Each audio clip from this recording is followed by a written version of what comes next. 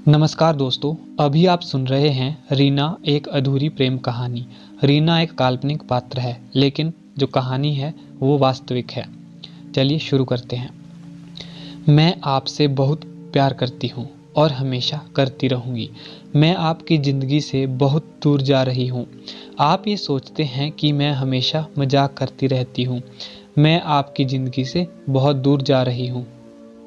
मुझे नहीं पता है कि आपकी मुझसे कभी मुलाकात होगी कि नहीं, पर भगवान से यही दुआ करूंगी कि आप मुझसे कभी ना मिले, क्योंकि जो मैं करने जा रही हूँ उसके बाद आप मुझसे कभी नहीं मिल पाओगे।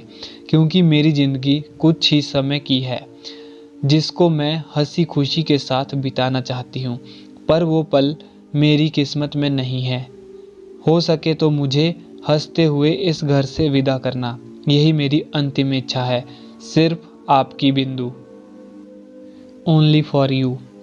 आज मैं आपसे कुछ भी नहीं कहूँगी, क्योंकि आपके पास मेरी बात सुनने का टाइम ही नहीं है। कम से कम पढ़ जरूर लेना। I am very love for you others life. I love you, I love you. Date 19 मई 2011। मेरे लिए मेरी ज़िंदगी का एक ऐसा दिन है जिसमें मैंने सभी लोगों को दुखी कर दिया है। मुझे ये लगता है कि मुझे घर से बहुत दूर चले जाना चाहिए, क्योंकि शायद मैं कभी इस पर लायक ही नहीं हूँ। मेरी वजह से आज वो बहुत परेशान किया है। मैं आज ही ये फैसला कर लिया है कि मैं इस घर में कभी नहीं आऊँगी। जब वो ठीक हो जाएंगे, मैं इस घर को छोड़कर हमेशा चली जाऊँगी। अगर मेरा यह फैसला गलत है कि मैं अलग रहना चाहती थी, पर मैं आज भी अलग रहना चाहती हूँ। इसलिए अब यही ठीक होगा कि मैं अपने आप ही इस परिवार से बहुत दूर चली जाऊँगी। मैं भगवान से यही दुआ करती हूँ कि वो बहुत जल्दी ठीक हो जाए और मैं इस परिवार को छोड़कर अपनी दुनिया में वापस चली जाऊँ। बस यही लिखना होगा। डेट 28 मई 2011। मैं अपनी ज़िंदगी से बहुत परेशान हूँ। मुझे कुछ भी करना अच्छा नहीं लगता है, क्योंकि मुझे इस घर में अच्छा नहीं लगता है।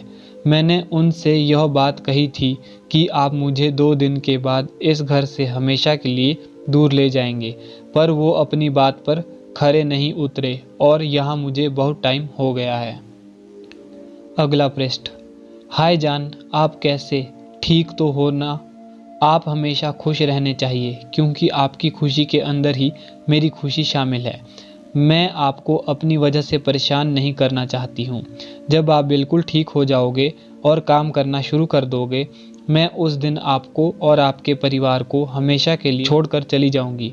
जब आपको ये लेटर मिलेगा, उस टाइम मैं आपसे बहुत दूर निकल जाऊँगी और मुझे खोजने की कोशिश भी मत करना।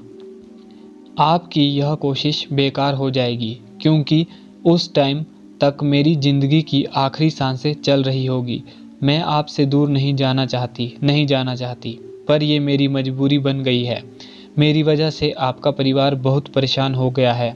मैं आपको बहुत प्यार करती हूँ और आपके बिना नहीं रह सकती हूँ।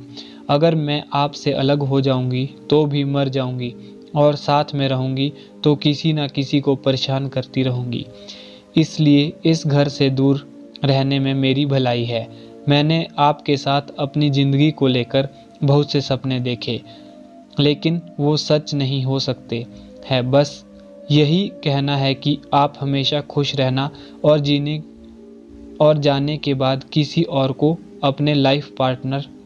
इससे आगे इन्होंने लिखा नहीं। डेट 19 मई 2011। हाय जान, आप कैसे हो? ठीक हो ना? भगवान करे कि आप जल्दी से ठीक हो जाओ।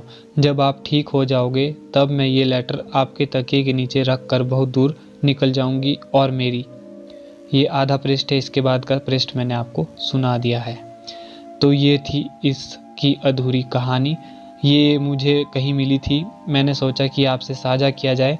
नाम में कुछ नहीं रखा। जिसने भी लिखी होगी, काफ़ी वेदना भरी ये कहानी रही है। जिस हिसाब से इन डायरी के पृष्ठों का जो यहाँ पे प्रतिलिपि बनाई गई है, पता चलता है कि किसी का प्रेम प्रकरण था, उसका जो ये सबूत है कहीं पेश किया गया होगा। इस हिसाब से ये कहानी यहाँ पे मुझे मिली है। ये कहानी सुनानी उचित समझी। आपको ये कहानी कैसी लगी कमेंट में बताएं और अपने दोस्तों के साथ शेयर ज़रूर कर दें। और कौन कौन ऐसी कहानियाँ लिखता है वो भी मुझे बता दीजिए, क्या पता आपकी भी कहानी इस चैनल के माध्यम से प्रेषित की जाए।